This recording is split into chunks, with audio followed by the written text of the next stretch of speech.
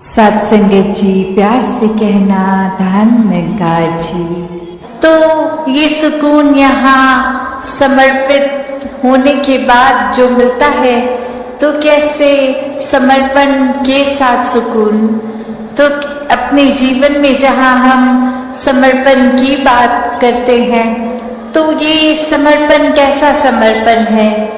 एक समर्पण सिर्फ ये तो नहीं कि कभी अक्सर जीवन में हम देख लेते हैं, हम कह देते हैं कि हमसे कोई सीनियर है, वो कुछ ऑर्डर्स दे रहे हैं और हम करते चले जा रहे हैं।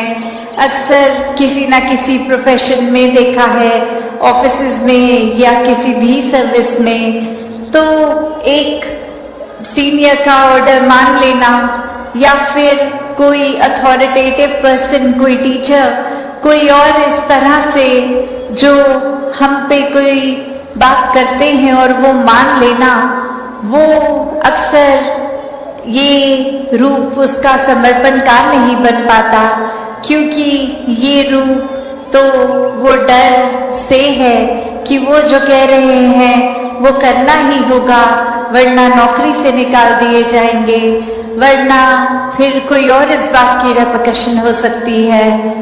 तो एक वो बात मानना वो हर प्रोफेशन में हो जाता है, पर मन वहाँ समर्पित नहीं होता।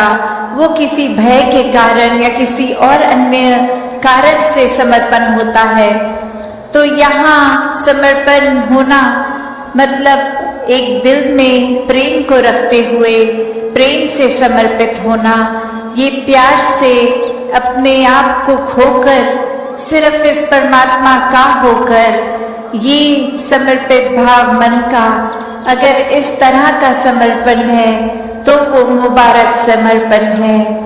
तो कैसे एक अक्सर बात ये होती है कि हमने समर्पण अगर कर दिया, तो ये जो इतने सालों में अक्सर अगर हम सोच के भी देखें कि छोटी उम्र से ही पढ़ते लिखते एक डिग्रियां मिल गई, एक हमें कोई और उपाधि मिल गई, तो ये कमाने के लिए चाहे कितने वर्ष लग गए, पर जब समर्पण की बात आती है, अहंकार को तजने की, अहंकार गंवाने की, तो उसमें उतने ही साल नहीं लगते।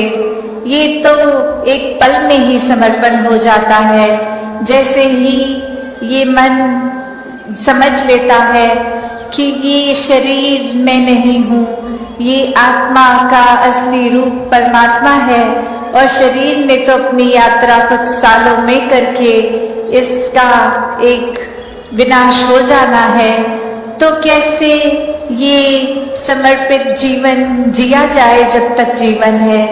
तो बात वही एक कहानी के साथ तासतनी रखना चाहेगी कि एक बार एक गुरु के पास शिष्य आता है जो काफी सालों के बाद, और आते ही अपने गुरु के आगे 1000 सोने की गिनियां दे देता है और ये कहता है कि इतने वर्ष मैंने काम काज किया, और बात मन में यही आती रही कि आपके सामने आशीर्वाद लेंगे जब 1000 गिनियां पूरी हो जाएंगी, और आज ये बोरी भर के आपके पास ये समर्पित करने के लिए आए हैं और आप इसको कबूल कीजिए। वही वो गुरु वो लेकर सामान अपने शिष्य से कहता है कि ठीक है, तुमने ये दी, मैंने स्वीकार करी, और अब ये जो सामने नदी बह रही है, सारी की सारी ये गिनियां उस पानी में बहा दो। और अब वो शिष्य के मन में सवाल कि क्या ये एक क्या ही बात हुई, इतनी मेहनत जो करी कि गुरु को देंगे, और अब वो दे भी दिया, तो उसके बाद वो इसको अपने पास नहीं रख रहे हैं, वो इसको नदी में बहाने को कह रहे हैं। तो वही वो सवाल कि क्या फिर वो समर्पण था कि अगर एक क्या होगा अब उस वस्तु का। जिस तरह हम देना चाह रहे थे वो उस तरह अपनाई नहीं गई, उसको साथ तो कुछ और ही करने को कह दिया। तो वही ये ख्याल जहाँ उस शिष्य को आया और फिर वो अपने मन फिर जीवन में हर पल ज्ञान को जीना, इस निरंकार के एहसास में सेवा सुमिरन सत्संग करते हुए जीना, तो ये जीवन भी जहाँ एक धन्य रूप है कि यही अवसर है, इसको चाहे तो धन्य कर लें परमात्मा के साथ मन को जोड़ के, या चाहे तो इस मनुष्य जीवन को गवा दें। और फिर जो गवाएंगे वो नुकसान उन्हीं का होगा कि एक अवसर सुनहरी मिला भी एक परमात्मा के एहसास में रह के भक्ति में मन को चूर रखने का, पर एक ध्यान जीते जी फिर घर बार एक और अन्य एक मटीरियलिस्टिक, एक दुनियावी, एक धन दौलत, एक उसी में ही लगा दिया। और कैसे जिन्होंने संसार के चाहे सुख सुविधा उस रूप में हो या ना हो, फिर भी अहमियत संसारिक वस्तुओं को नहीं परमात्मा को ही दी, उनके जीवन में वाकई ही असली धन उनको मिल गया।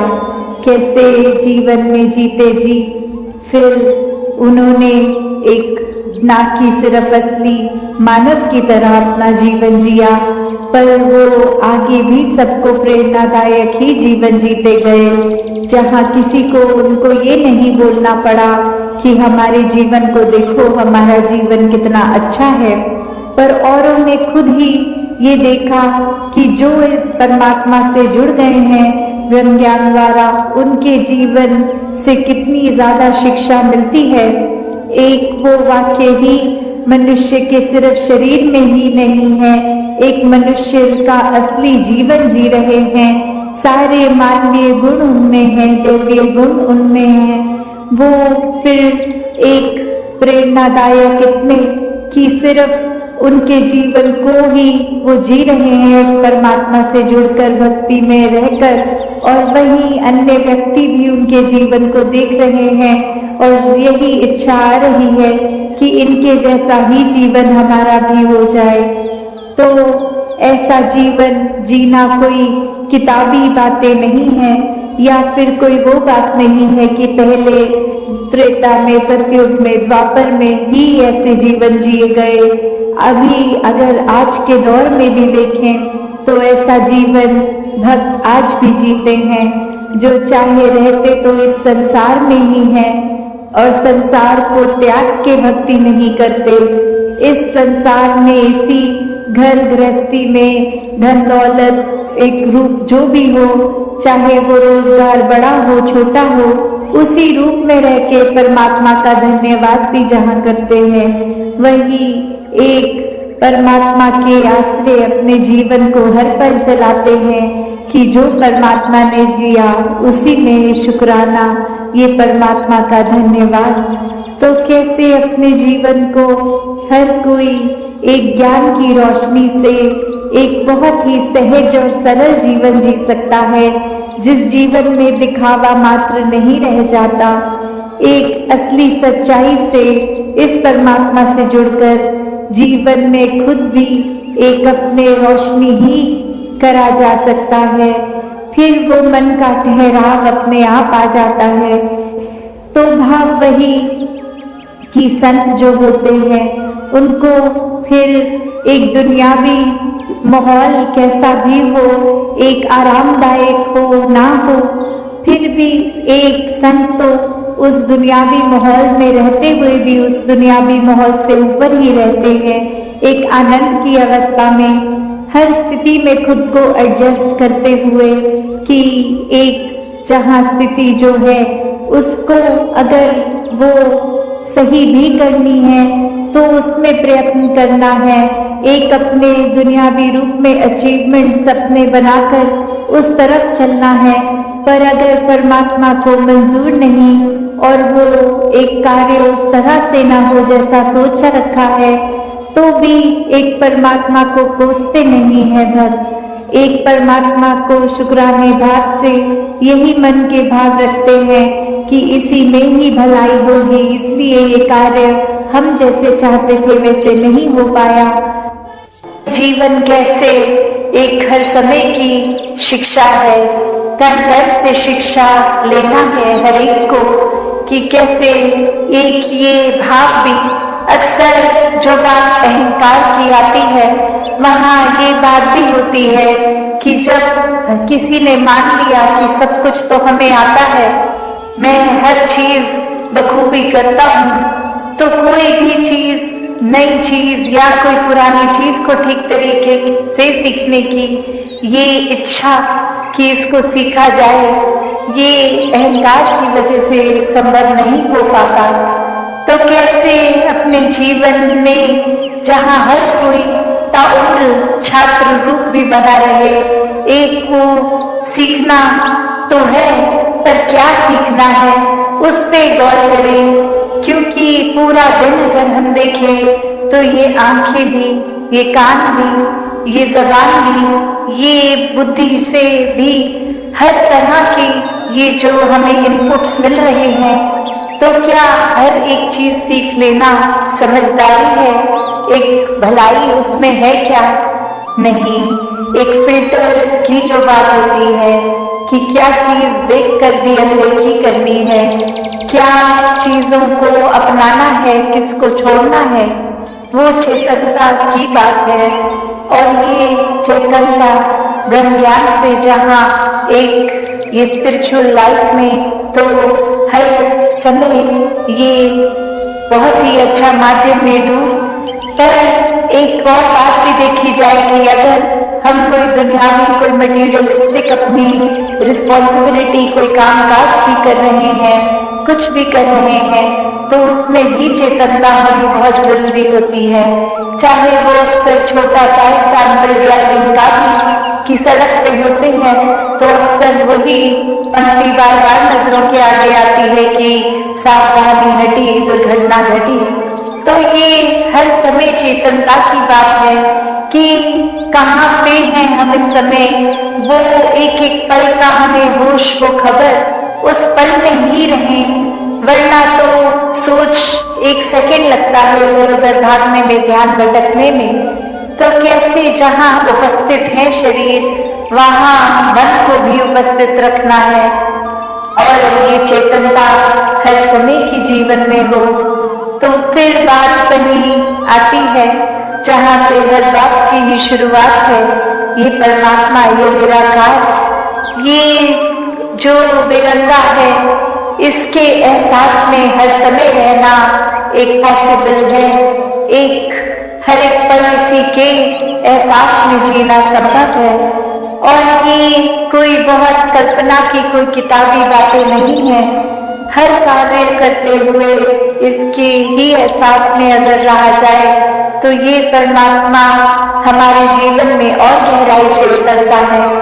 कैसे फिर जहाँ बात अभी जिक्र भी अहंकार का हुआ कि कैसे फिर मन हमारा अक्सर इतना ज्यादा, किसी ने थोड़ी तारीफ क्या कर दी, वो ही बात में इतना अपने आप को श्रेष्ठ मानते हुए एक ऐसी विचारधारा के अंतर्गत रोज जीना, उठना, खाना, बैठना शुरू कि अब हमसे श्रेष्ठ तो कोई नहीं।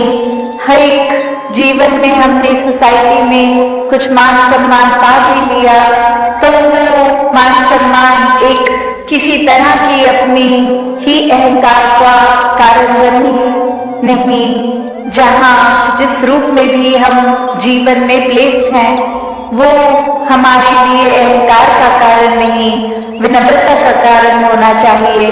कि अगर कोई जिम्मेवारी किसी रूप में है, चाहे वो घर के ही छोटे यूनिट में जिस तरह का भी, या समाज में या कोई भी, तो वो एक हमें अपॉर्चुनिटी मिल रही है, मौका मिल रहा है और सेवा करने का, अंदर से अपने पापों को और खाली करने का।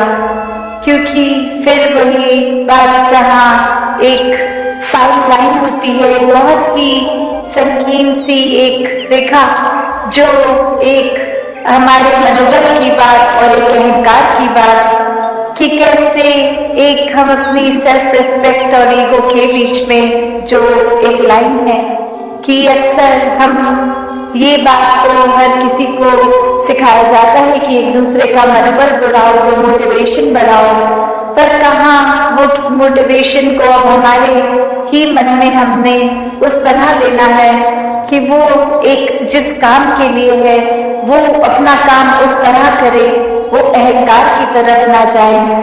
तो अक्सर सूक्ष्म अहंकार की भी बात होती है कि हमें पता तक नहीं चलता कि कब एक छोटी सी जगह से ही हमारे अंदर अहंकार धीरे धीरे घुस रहा है, चाहे वो कोई बड़ा एपिसोड, कोई बड़ी घटना ना हो, एक छोटी सी ही चीज कि किसी का कुछ अपने आप से तुलना करके हमने देखा कि उससे ज्यादा अच्छे हो गए हम किसी बात में, और वहीं किसी के नाम जताने पर भी खुद ही इस बात को मन में अहंकार के रूप में लेते जाते हैं, तो फिर ये अहंकार को अपना घर बनाएगा ही मन में, और साथ ही ये परमात्मा उतना मन से जाएगा भी। तो हमें किसको टिकाना है, किसको नहीं, ये शरीर की भी जब बात हो रही है तो हाँ, ये आत्मा जो है वो ज्यादा इस शरीर से महत्वपूर्ण उस रूप में तो है, पर ये परमात्मा ने शरीर भी इसलिए दिया है कि हम इसकी देखभाल करते करते सारे अपने रिस्पॉन्सिबिलिटीज भी निभाएं। जैसे एक मटका या कोई भी बर्तन ले लें, एक बाहर की सुंदरता से ज्यादा वो मजबूती इम्पोर्टेंट होती है कि अंदर उस पात्र में क्या है, वो पानी है या जो भी है, क्या टिकेगा। एक थोड़ा सा भी सुराख हो जाए तो वो पानी जो पात्र में टिकेगा नहीं, बह जाएगा।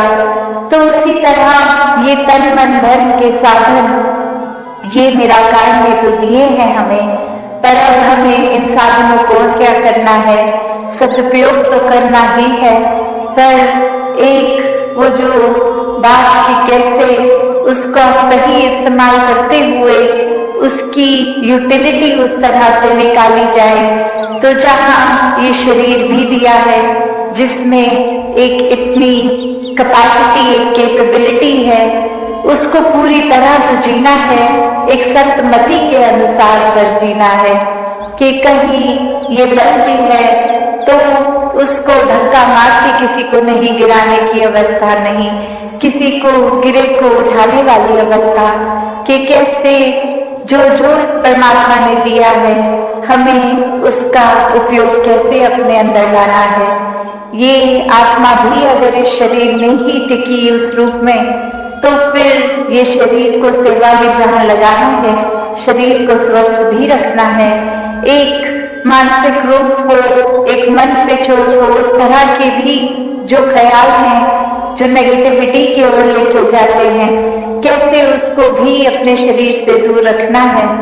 और अक्सर ये बात भी है कि जब जब हम कोई स्थिति में होते हैं, अचानक से कुछ हो जाता है, तो इंसानी दिमाग ये उसको उस तरह परसीव भी करता है, उस तरह फिर ये जो एक बातें आती हैं कि जीवन में वर्च्यूज भी हैं, वाइसेस भी हैं, तो ये अगर जो अक्सर एक सांस में भी हम बोल देते हैं काम को लोग मोहन का, तो ये भी कैसे परमात्मा के अगर हैं दिए हुए तो इसका भी सदुपयोग किया जा सकता है, इसको भी सही डायरेक्शन में लेके जाएं, एक उसका काम जितना है उतना ही रखे, किसी का नुकसान नहीं पहुंचाए।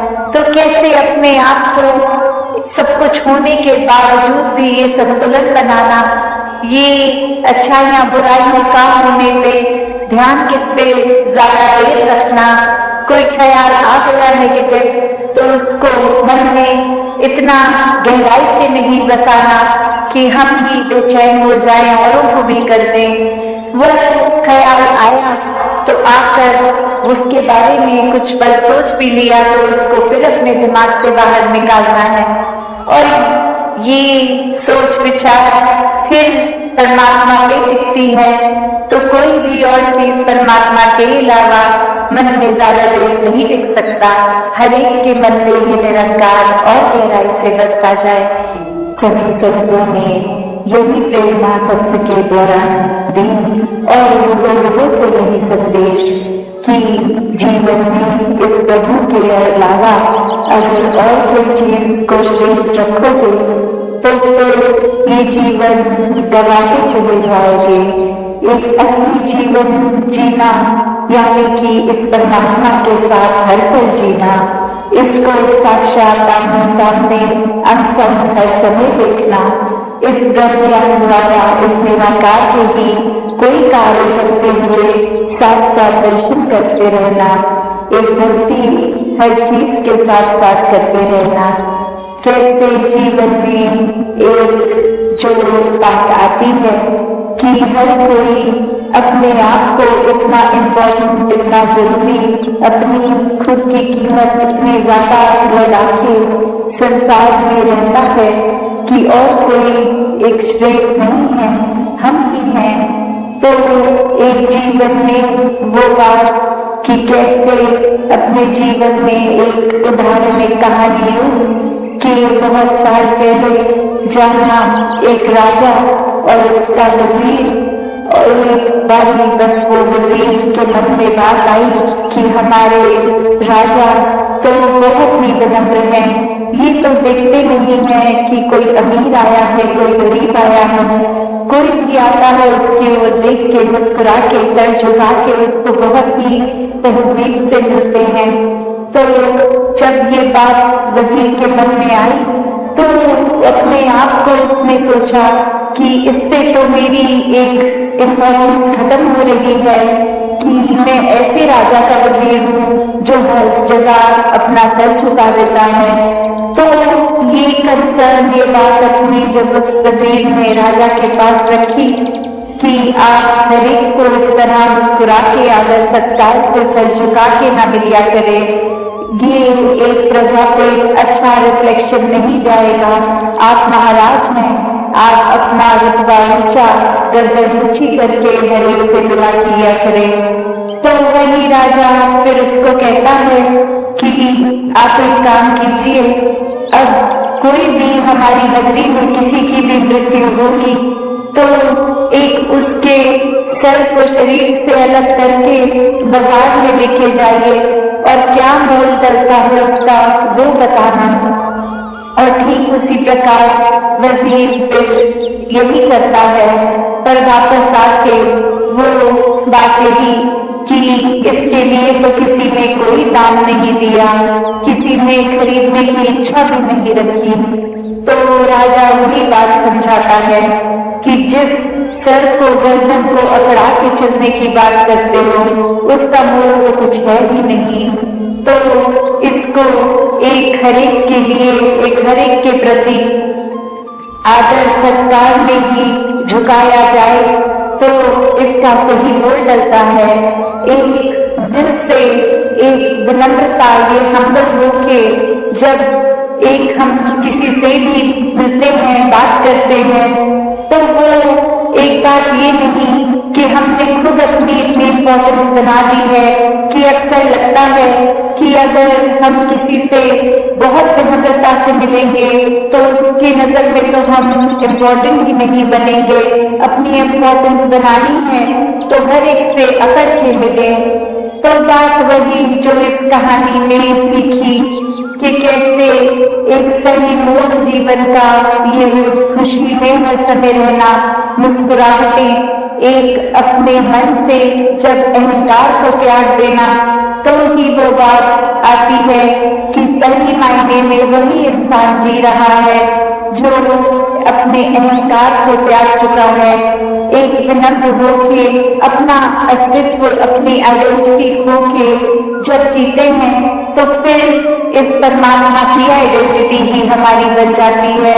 जिस तरह एक पानी की बूंद अगर चाहे वो नाले में से निकल के नदी में आए या कहीं और से, वो अपनी यात्रा एक पूरी करके बहती बहती इस सागर में आ जाती है तो वो अपने उस नाले वाली बूंद के अस्तित्व को खो के फिर उसको एक उससे भी ऊपर की उपाधि, एक उससे ज्यादा कुछ मिल जाता है, उसको सिर्फ और सिर्फ अपनी आइडेंटिटी खो के इस सागर में खोते ही वो इतना आदर सत्कार, इतना रुतबा खुद ही मिल गया।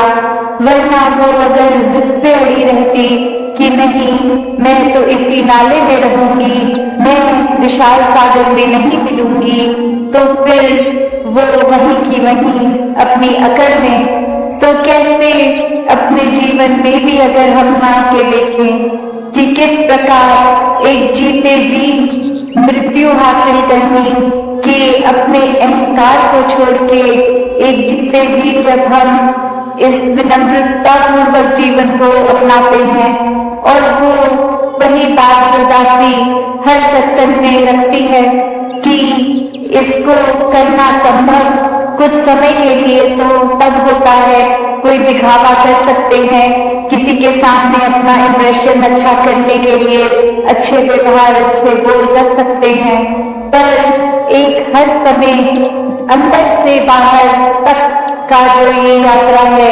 हमारी, ये इनसाइड आउट, उसको कैसे हम हर समय अपने आप को अच्छा रखें। जब इस परमात्मा के साथ हम अपने मन का नाता जोड़ लेते हैं, इसको देखकर, इसको अपनाकर, जिस तरह मराठी में भी कहते हैं एकला जाना एकला माना एकला, कि कैसे पहले अपने इस अस्तित्व को जो हमने इतना बड़ा बना लिया है और वाकई में तो उसका मोल कुछ है नहीं, उसको सच में अनमोल करना है तो किसी अनमोल चीज के संग से ही वो होगा, और कोई ऐसी चीज नहीं जो खरीद के महंगी से महंगी ले ले, कुछ और रूप में नहीं। ये जो भक्तों ने हर समय एक सच्ची दौलत कही है कि ये राम रतन है, ये परमात्मा, ये सच्चा है, ये अनमोल है, इसकी तो तुलना है ही नहीं किसी और चीज के मुकाबले संसारिक। तो एक सबसे बड़ा जो उद्देश्य है परम पिता परमात्मा की प्राप्ति, आत्मा और परमात्मा का एकत्व बनाना, वो रह गया, पर बाकी काम कर लिए तो जीवन में कुछ हासिल नहीं हुआ, क्योंकि बात वही दुनिया भर की दौलतें इकट्ठे एक तरफ करके रख दें और परमात्मा ये सच्ची दौलत, तो पलड़ा एक परमात्मा की तरफ वालों का ही भारी। तो कैसे अपने जीवन में हर समय जहाँ हर एक के लिए ये संभव है कि इससे एक मिक्स होके रह सके, इसी के रंग में घुल जाए, ऐसा जीवन चाहे फिर वो किसी तरह दिखने वाला शरीर हो, किसी भी बैकग्राउंड से आए, किसी तरह की भी प्रायोरिटीज अपनी बनाते हो, तो वो सिर्फ शरीर और शरीर से जुड़ी चीजों के लिए है।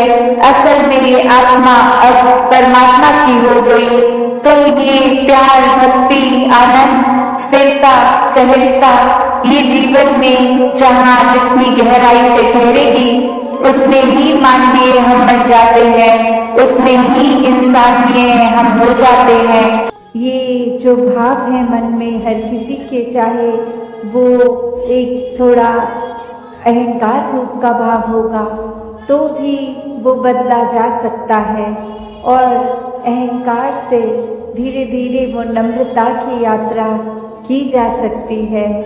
तो बात वही कि भक्तों के संदेश में ये स्वयं को बदलने की जो बात होती है वो क्यों होती है, भक्तों का जीवन संसार के अन्य व्यक्तियों से अलग क्यों होता है, कैसे होता है। तो बात वही कि भक्तों के जीवन में भी वही है, दृष्टि के लिए आँख है, खाने के लिए हाथ हैं, एक सूंघने के लिए नाक है, एक दिन में उतार चढ़ाव उसी प्रकार आएंगे, और उसी तरह जो भक्त श्रेणी के नहीं हैं उनके भी जीवन में ये सब ही है। तो भक्तों ने जो एक बदलाव अपने अंदर लाया वो यही कि इस दुनिया में तो रहते हैं पर दुनिया से अलग होके रहते हैं। तो ये अलग अब कैसे रहना हुआ, ये ब्रह्म ज्ञान द्वारा जब इस परमात्मा को पा लिया, देख लिया, इसके प्यार में एक पूर्णता से खचित हो गए, तो कैसे एक अपने आप को हर पल इस परमात्मा के एहसास में रहने वाला वो भाव भक्तों के जीवन में आ गया। और जैसे एक दुनिया के तो तरह तरह के रंग हैं, भक्तों के जीवन में सिर्फ वो प्यार का रंग चढ़ता है जो इस परमात्मा से हो जाता है इसको देखने के बाद। तो ऐसे भाव से युक्त भक्त अपने जीवन के जब हर पल को जीते हैं तो वो भाव ही बदल जाते हैं, एक नज़रिया बदल जाता है। एक वो बात कि अगर हम कुछ भी उदाहरण लें कि कोई भी स्थिति में एक जो रुख करा जा सकता है वो एक अच्छी तरफ भी और बुरी तरफ भी, एक परिस्थिति से हम क्या निकालते हैं वो भी एक अच्छाई निकाली जा सकती है, एक बुराई निकाली जा सकती है। तो भक्तों ने हमेशा वो अच्छाई की ओर ही रुख करना सिखाया है कि परिस्थिति अगर इस परमात्मा ने दी है तो अच्छी ही होगी। एक अगर उस परिस्थिति को अच्छा नहीं समझ रहे हम तो वो हमारी कमी है। इस परमात्मा ने तो पूर्ण किया है इस परिस्थिति को भी। जब इस परमात्मा ने हमको जो कुछ दिया वो परमात्मा का जो दान है, तो ये परमात्मा जहाँ पूरा है तो परमात्मा की दी हुई हर परिस्थिति भी पूर्ण है। फर्क सिर्फ हमारे नज़रिए का होता है कि उसको हम किस तरह देख रहे हैं, उस परिस्थिति में से हम निचोड़ क्या निकाल रहे हैं, उससे सिखलाई क्या निकाल रहे हैं। क्या हम सिर्फ हमारे अनुसार कुछ नहीं हुआ तो उसके वजह से इस परमात्मा को ही कोस रहे हैं, या ये भी मान रहे हैं कि ये ही हमारे लिए बेस्ट है और कैसे इसमें वरदान छुपा हुआ है। तो एक ये नज़रिया भक्तों ने हमेशा से जो जिया कि आध्यात्मिक पहलू अपना हर किसी ने जहाँ एक बहुत ही उस नज़रिए का बनाना है कि जीवन में ये शरीर मिला है, ये मटीरियलिस्टिक वस्तुएं मिली हैं, घर बार रिश्तेदारी बहुत कुछ मिला है, तो क्या इसी में पूरा समय रहकर इस परमात्मा के लिए समय नहीं निकालना, या फिर एक चुनाव अपना है कि इस परमात्मा के प्यार के रंग में ऐसे रंगे जाएं कि कोई दुनियावी रंग फिर छू नहीं सकता। ये पक्के का रंग, ये एक हर समय रहने वाला रंग, और इस रंग को जिसने भी अपने ऊपर लगाया वो हमेशा के लिए आनंदित हो गए। एक जीवन हर समय के लिए झूम झूम के जिया गया। और वो फिर बात कि भक्तों के जीवन में भी विपरीत परिस्थितियां आईं तो भी उन्होंने कभी इस परमात्मा से विश्वास नहीं तोड़ा। तो बात वही कि परमात्मा के प्यार में जो रंग जाते हैं वो खुद ब खुद बदल जाते हैं। एक सामाजिक रूप से चाहे रहन सहन वैसा ही रहेगा जैसे ये परमात्मा के प्यार से पहले का था, वो एक शक्ल आकार सब सेम रहेगा। सिर्फ और सिर्फ जो बदला जाएगा वो मन के भाव बदलते हैं। तो ऐसा ही बदलाव हर किसी के जीवन में मुबारक बदलाव होता है कि ये एक संसार में जितने भी अलग अलग प्रकार के चाहे इंसानों के साथ मुलाकात होनी, और वो एक अलग अलग कल्चर बैकग्राउंड, दिखने में अलग, खान पान अलग, सब तरह से वो एक डाइवर्सिटी रूप, और कैसे वो होने के बावजूद भी सब परमात्मा के साथ जो एकत्व के बंधन में हैं, तो हर एक को एक दूसरे में परमात्मा ही नजर आता है। और कैसे फिर एक ये एकत्व ही दिल पे हर समय का, और उससे फिर कोई किसी में फर्क नहीं दिखता, कोई ऊंच नीच, जाति पाति, प्रांति, कुछ भी फर्क नहीं, सब अपने हैं, सब ही पूजनीय हैं। तो कैसे ये परमात्मा का वास तो पूरी सृष्टि के कण कण में है और वहीं जो हर किसी में भी, और यही परमात्मा को देखना ब्रह्म ज्ञान है कि इस परमात्मा को जब हर समय के लिए ये दिखाई देगा कि हर जगह ही मौजूद है, तो फिर एक जहाँ अपनी भी चेतनता जाग उठेगी। एक जो सच्ची दात है, जो भक्तों ने युगों युगों से समझाई है कि दुनियावी एक दौलत तो आज है कल नहीं, इसने बदल जाना है, एक माया का रूप बदल जाना है, घर परिवार सोसाइटी सब बदल जाएगा, पर सिर्फ और सिर्फ एक चीज़ जो अपनी जगह में कायम दायम शुरू से थी, अभी भी है और ये संसार खत्म होने पे भी रह जाएगी, तो वो बस ये परमात्मा, ये निराकार है। तो इस निराकार को पहचान के जीवन में जहाँ फिर वो समझ भी आ जाती है कि जो कुछ इस निराकार ने दिया है उसका सदुपयोग ही करना है, किसी के नुकसान का कारण अपने आप को या किसी वस्तु को नहीं बनाना, मन में भाव हर किसी के लिए एक शुद्ध विचार रखते हुए हर किसी के लिए फिर वो मन से एक दुआ अरदास कि ये जहाँ किसी के घर में जीवन में एक स्वास्थ्य रूप किसी भी तरह का एक नुकसान हो रहा है, तो वो भी एक भक्तों का दिल तो इस तरह पिघलता है, किसी को देखकर ठीक नहीं है तो उनसे ज़्यादा उनका दर्द भक्त समझते हैं। तो कैसे ऐसे वाले जीवन को मुबारकबाद जीवन कहा जाता है। ये एक परोपकारी जीवन होता है, अपने लिए सेल्फ सेंटर्ड होके, सेल्फिश होके, ये अपने ऊपर केंद्रित नहीं, पूरे संसार की भलाई के लिए भक्त अपना जीवन लगा देते हैं, पूरी ह्यूमैनिटी, पूरी मानवता के लिए ये संसार में आकर। तो कैसे जहाँ एक मन में भी भाव होते हैं कि ये एक समान अगर नहीं भी कोई दिख रहा पर सब ही एक है, तो भाव वही कि भक्तों ने युगों से ये जो संदेश दिया है कि कैसे इस परमात्मा को जानकर फिर अपने जीवन में बदलाव आ सकता है, ये जीवन बहुत ही सहज जिया जा सकता है, ये मन एक स्थिर करके हर समय रखा जा सकता है।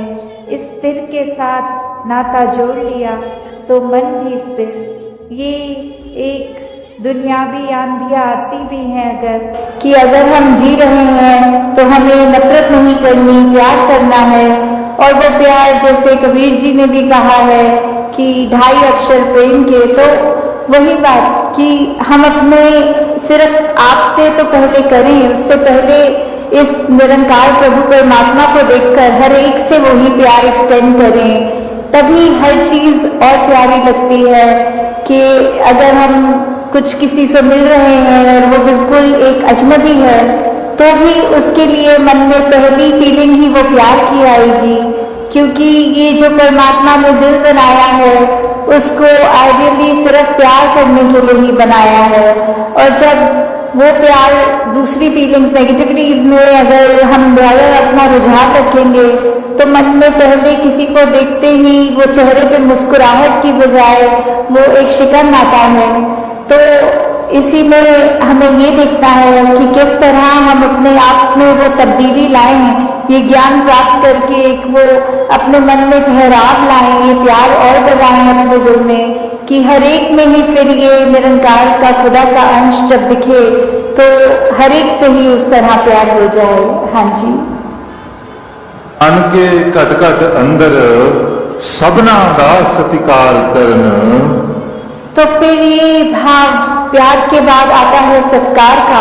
जब हर एक में खुदा को देखा तो उसमें सत्कार कैसे करेंगे एक दूसरे का, जब हम जजमेंटल नहीं होंगे, किसी के बारे में उनको देखकर कि वो इस तरह के व्यक्ति हैं या इस तरह उनका एक आचरण है, तो वो अपना हमें अनुमान नहीं लगाना, अपने अनुमान के अनुसार अपने दिमाग में नहीं बिठाना कि ये ठीक इंसान है या ये गलत इंसान है।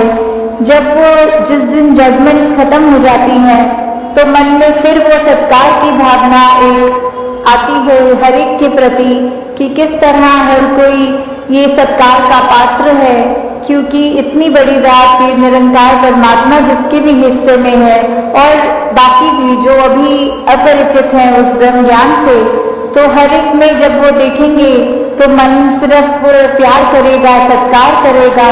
और फिर हम हर एक को वो बेनिफिट ऑफ डाउट की जो बात आती है कि अगर किसी ने कुछ हमें गलत भी कर दिया, कोई किसी का कर्म हमें दुख पहुंचाता है, तो अपने उस व्यक्ति से गुस्सा ना करके सिर्फ एक ही भाव मन में अपने आप आएगा कि उस व्यक्ति की शायद कोई मजबूरी रही होगी, आज उसका हो सकता है दिन अच्छा ना रहा हो, कोई किसी ने कुछ उसको बुरा बोल दिया हो तो इसलिए उसका मन कड़वा हुआ है, इसलिए उसके बोल कड़वे निकले हैं। तो जब तक ये बात नहीं हम दे पाएंगे अगले को बेनिफिट ऑफ डाउट, तब तक हम वो सत्कार, ये प्यार कुछ भी नहीं उस तरह दे सकेंगे, क्योंकि हम अपने आप को तो बहुत जल्दी उस तरह माफ कर देते हैं कि चलो ये चीज हमसे गलत हो गई, कोई बात नहीं, हम अपने आप को माफ कर रहे हैं। पर वही अगर सामने वाला व्यक्ति कुछ अगर गलत करता है तो एकदम से हम उसका एक वो जजमेंट पास करते हैं, हमें सोच विचार कर लेते हैं कि ये इंसान को तो आज के बाद मुड़कर देखना भी नहीं है। तो हमें इस तरह अपने जीवन में सुधार करना है कि किसी ने अगर कुछ गलत कर भी दिया तो उसके लिए भी मन से यही अरदास करनी है कि दातार कृपा करके ये जो भी कमियां हैं हमारे अंदर, दूसरों के अंदर, वो दूर होती जाए और ऐसे ही प्यार और सत्कार जग में बढ़ता चला जाए। हाँ जी। गुण गावण नित ऐसे एक दे ऐसे दादीदार करन। तो ये जो दीदार की बात होती है, किसका गुण गाना है, किसके दीदार करने हैं, तो वो ये परमपिता परमात्मा निरंकार, ये जो एक ऐसी सत्ता है जो शुरू से है, वो हमेशा से कायम कायम रहने वाली, कि कैसे हम जब तक वो एक निरंकार जो इस तरह से देखा जाए, अगर एक व्यक्ति दूसरे को देख रहा है तो उनकी आंखों के बीच में भी वो है, वो अपनी पलकों से भी नजदीक है, जैसे बोलते हैं शारक से भी नजदीक। तो इतना करीब होने के बाद जब वो अपनी आंखों से नहीं खुद देखा जाता, वो संतों का संग करने के बाद ही ये दात प्राप्त होती है, जो अपने लिए तो सुखदायी होती भी है और हमारे जीवन में वो ऐसा एक हमारा पल पल बना देती है कि हर पल में सिर्फ ये निरंकार प्रभु परमात्मा का शुक्रिया निकलता है हर समय, और वो भाव कि इसी के ही हमेशा गुणगान करने हैं। फिर बाकी चीजें लगता है कि है सबकी इम्पोर्टेंस अपनी है, पर निरंकार से ज्यादा इम्पोर्टेंट कुछ नहीं, इस परमात्मा से ज्यादा जरूरी कुछ नहीं। हाँ जी। इसे एक दे नाल जोड़ के बेड़ा जग दा पार करन। तो ये बेड़ा जग का इससे क्या मतलब हो रहा है? इससे सिर्फ यही बात कि हम जब जीवन काल की यात्रा अपनी जी रहे हैं तो उसमें हमें क्या एक ऐसा जो बोलते हैं कि एक परमानेंट चीज क्या है, कि जो सबसे मजबूत चीज जिसने वो स्थिर है, उसने कभी हमारे उतार चढ़ाव के साथ उतरना चढ़ना नहीं है। जैसे एक तूफान आता है तो हमें बोला जाता है कि कोई ऐसी चीज को पकड़ लो, जैसे पेड़ या कुछ जो अपना जमीन के अंदर इतनी मजबूती से जिसकी नींव गड़ी हो, ताकि वो हवा फिर हमें उड़ा नहीं सकती। हमने एक ऐसी स्थिर चीज को पकड़ लिया है जिसके कारण हम भी वो हवाएं हमको उड़ा के नहीं ले जा सकती। तो ऐसे ही जीवन में हम अपने जीवन को तब तक अपना अच्छे से जीवन जी सकेंगे जब तक हम ये निरंकार के साथ अपने मन से ना जुड़े, तब तक वो एक जीवन भी हमारे उतार चढ़ावों के साथ फिर उथल पुथल मचाता है मन में। तो निरंकार का ही आसरा लेना है, निरंकार में ही अपनी श्रद्धा रखकर ये वो बात करनी है कि हमें ये अब जो स्थिर चीज मिल गई है, जो कभी एक सब किसी भी सिचुएशन में अपनी जगह से नहीं हिलती, तो हम फिर वो एक मजबूती का और सहारा लेते चलते जाते हैं और हमारा मन भी और सहारा पक्का करके एक विश्वास और बढ़ाकर फिर हमारे जीवन में ऐसे भी कोई कर्म नहीं हो पाते जो अपने लिए भी नुकसानदायक हों और औरों के लिए भी नुकसानदायक हों। हाँ जी। ਸਵਾਸ ਸਵਾਸ ਇਸ ਇੱਕ ਨੂੰ ਸਿਮਰਨ ਦੂਜਾ ਕਦੇ ਤਿਆਗਣ ना।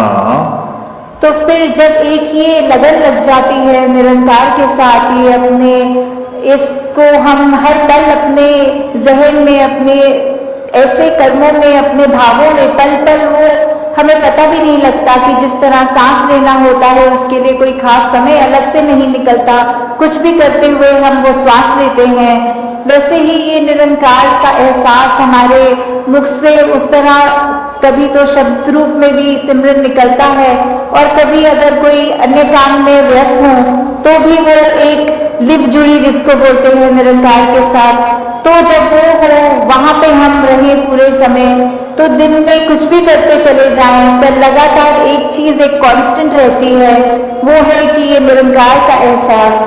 तो जब तक हम वो सिमरन रूप में अपना नाता निरंकार से और गहरा करते जाएं, जितना अधिक से अधिक हो सके मन में भी करें और बोल से भी सिमरन करें, ताकि वही बात की ये निरंकार ही है जो सही मायने में सब कुछ है और बिना उसके कुछ भी नहीं, और वो खुद भी सब कुछ होते हुए ना उस तरह दिखता है पर फिर भी इतने गुण बिल्कुल निर्गुण होते हुए भी।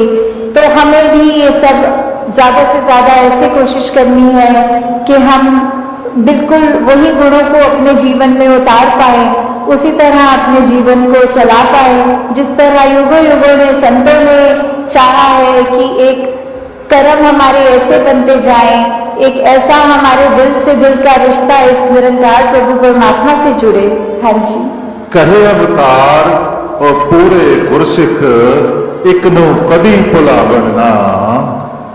तो फिर ये जो एका है ये निरंकार की तरफ इशारा करते हुए कि जो भी पूर्ण गुरसिख होंगे जिनको ये ब्रह्म ज्ञान की दात प्राप्त हो गई और उसके बाद वो अपने अहंकार को तज के ये उस तरह एक सिर्फ इस एक ही के साथ ही जुड़ा हो, चाहे वो किसी भी भाव से हम लेते हो, जो अपनी श्रद्धा से जो भी बुलाना चाहे, तो उसके साथ जब तक जुड़े हैं इसका एहसास करते हुए तो ही सब कुछ है, नहीं तो वो एहसास जिस पर खो दिया समझो वो जीवन काल वहीं थम गया, या फिर वो भी नहीं पता लगता कि कब वो पतन की ओर एक हमारे सोच विचार बन जाते हैं। तो हमें किस तरह ये अपने अंदर और मेहनत करनी है कि बस ये एक जो है इसी के साथ और जुड़ते चले जाएं, इसी के साथ अपना हर पल इस तरह बिताएं कि जैसे एक मछली होती है जब उसको पानी से बाहर निकाल दिया जाता है तो कैसे तड़पती है, वैसे ही जिस पल हमें इस निरंकार का चेता भूले उसी समय ये तड़प अंदर से अपने आप वो लिव वापस जोड़ दे।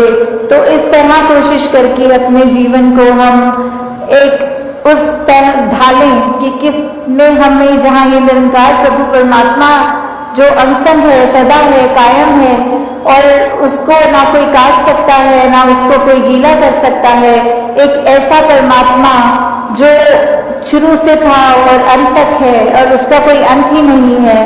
तो वैसे ही हमें भी उसके साथ जुड़ते हुए अपने जीवन को भी और सुधारना चाहिए।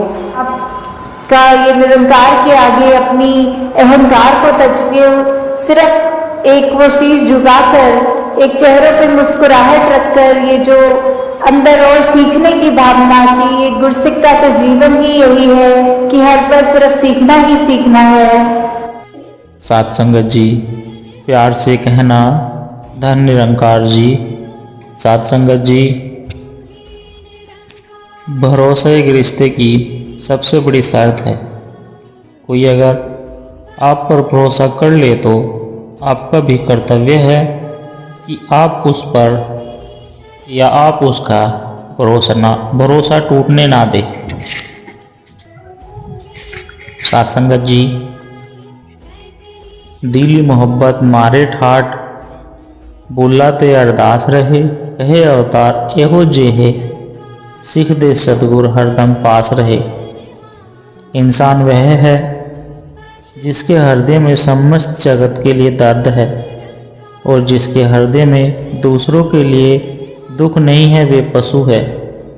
जो आजकल पशुओं की तरह बेकार ही लड़ते हैं, वो धर्मों का झमेला खड़ा कर रहे हैं। साथ संगत जी, जिंदगी खेलती भी उसी के साथ है जो खिलाड़ी बेहतरीन होता है। दर्द सबके साथ एक जैसे होते हैं, मगर हौसले सबके अलग अलग है। कोई हताश होकर बिखर जाता है तो कोई संघर्ष कर कर निखर जाता है। साथ संगत जी,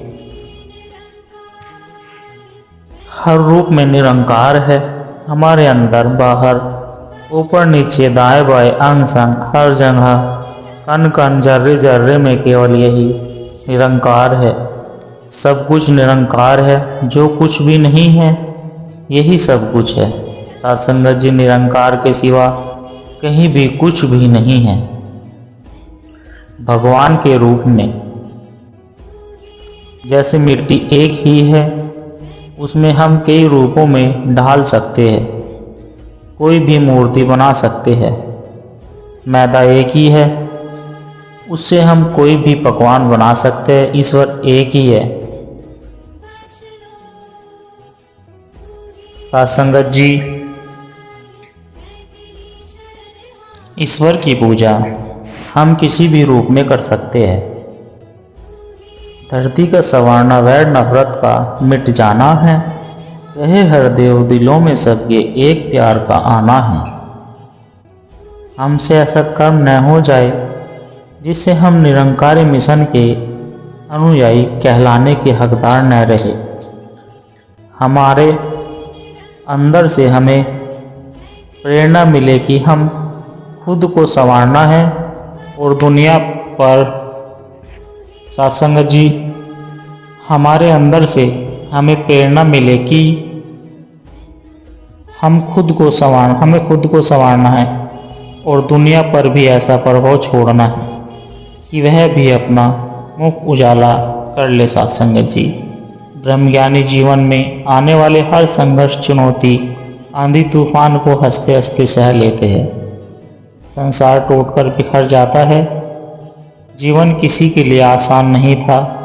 भगवान राम को वन वन भटकना पड़ा। सत्संग जी, ये ब्रह्मज्ञान की शक्ति से जीवन आसान हो जाता है। जो सुख दुख, हानि लाभ या यश अपयश में एक समान एक रस सहज रहते हैं, वो मुक्ति के पात्र है। सत्संगत जी, भक्त हर हाल में सहज होते हैं, खुशी में ज़्यादा खुश नहीं होते, दुख में दुखी नहीं होते, क्योंकि भक्तों को पता होता है कि सब कुछ भगवान की कृपा है। पर वो अपने निज भक्तों को प्रैक्टिकल प्रत्यक्ष जीवन जीना सिखाते हैं। सत्संगत जी, बड़ी कामयाबी के लिए तैयार करते हैं भक्तों को। जीवन में कभी मायूस, हताश, उदास नहीं होना चाहिए। जो भी होता है हमारे अच्छे के लिए होता है, पर वो अच्छे बुरे हर तरह के अनुभव देते हैं। सत्संगत जी, ताकि जीवन में किसी मोड़ पर हमारे कदम डगमगाए नहीं, मजबूती के साथ, विश्वास के साथ आगे बढ़ते रहे। चिंता छोरी अनचित्र है, देनहार समृत पशु, पखेरु जंतु जीव, तिनके गंधी न हार। अर्थात सत्संग जी, चिंता मत करो, निश्चिंत रहो, देने वाले ईश्वर सामर्थ्यवान है। पशु पक्षी जीव जंतु के पास न तो कोई गांठ है और न ही हाथ, ईश्वर सबका पालनहार है। काहे को तलफत फिरे, काहे पावे दुख, पहले रिजक बनाया के पीछे दिनों दुख। अर्थात सत्संग जी, क्यों तुम तरपते फिरते हो, क्यों तुम दुख पा रहे हो? ईश्वर ने पहले भोजन एवं जीवन यापन का साधन बनाया है, तब भूख का सर्जन किया है।